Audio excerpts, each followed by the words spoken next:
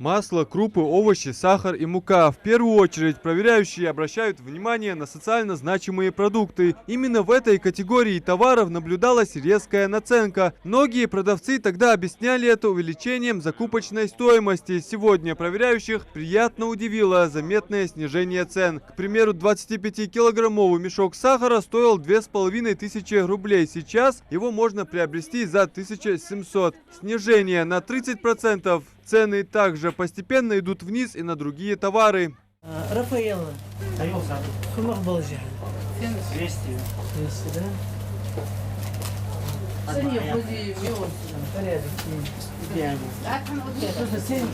Давай на социально значимые товары в первую очередь. Вот мука 10 килограмм. Молоко, фудовка.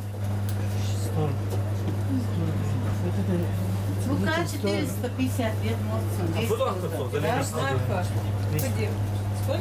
Подсолнечный что куда?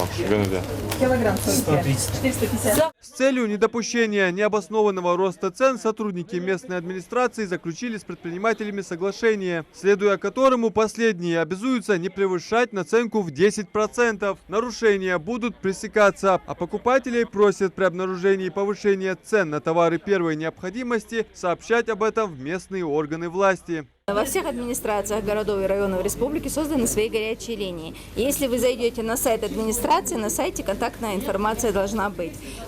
Позвоните по этому номеру, определите, на какой точке было нарушение, и администрация уже делает свой выезд и проверяет, и если соглашение нарушено, их уже можно будет штрафовать или дисциплинарное какое-то взыскание устраивать. Контроль за ценами невозможен, если ценники вовсе отсутствуют. Это грубое нарушение прав потребителей. Об этом специальной комиссии пришлось напоминать чуть не каждому второму предпринимателю.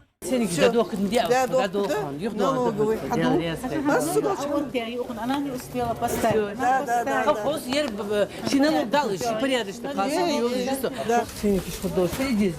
Ценники срываем. Ценники что наши головы на эти ценники? Мы не успеваем. Просто ценники Вам накладные показать. И все. Ценники у нас не останавливаются. Даже сколько клеили. В следующий раз поедем, цены другие. Изначально проверяющие, а это сотрудники Минпромышленности, налоговой и Роспотребнадзора, планировали сконцентрировать внимание исключительно на работе по выявлению предпринимателей, необоснованно завышающих цены. Но этим ограничиться было невозможно. Зафиксированы нарушения санитарно-эпидемиологических норм почти в каждой точке торговли. К примеру, у прилавка с кондитерскими изделиями товар выгружают прямо из багажника авто, без соблюдения необходимых норм гигиены.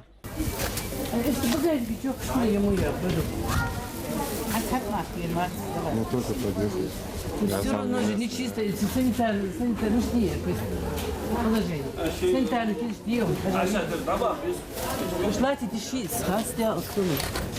А ликвидируют единственную точку продажи. Вот это вообще не допускают. Пускай магазин сдает, специализированный. Только что холодильники, да. Просто сегодня он Да, пускай сдает и уезжает отсюда. Выявленные нарушения устранялись сразу.